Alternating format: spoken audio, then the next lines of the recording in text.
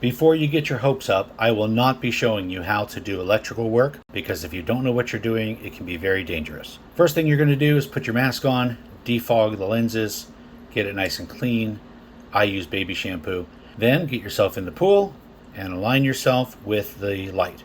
Now I've already disconnected the wires on the other end. Usually there's just one screw holding it in and then a tab on the other side. By the way, don't lose that screw. You'll see why later. All right, pull the light out of its niche. The niche itself is waterproof and so is the bulb. Get the coils out of the wire so it's nice and straight, and then you can let it float or rest it up on the side of the pool. This is me disconnecting the ground wire. Besides the wires inside that rubber casing, there's also a ground wire inside the conduit. This allows the niche to be grounded so that any spare voltage from anywhere around the pool has an extra place to go. Get your ground wire straight so that when you pull it through, it doesn't bind up. I use the old wire to pull the fish tape through, then fish tape to pull the new one through, and I take the ground wire out and back in at the same time. Once everything's in place, disconnect your fish tape. You see that extra slack there? That makes it really easy to move the bulb around and out of the way. Here's a better shot of the ground wire. It's already mounted, and now I'm just putting the screw in. Always start these screws by hand, especially underwater. Nice and snug.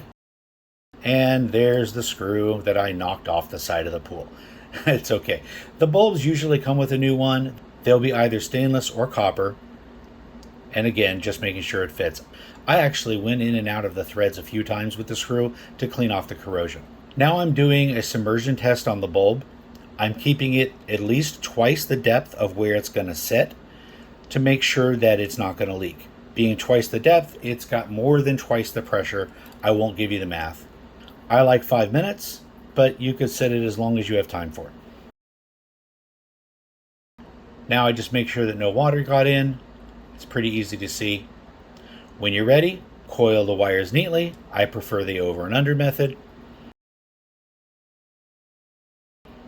Then this tab simply lines up with that tab. Ideally it'll fit in the notch, but as long as it holds and the screw lines up, you're good to go. Again, starting the screw by hand, snug it up, finish your electric work, and enjoy the beautiful lights.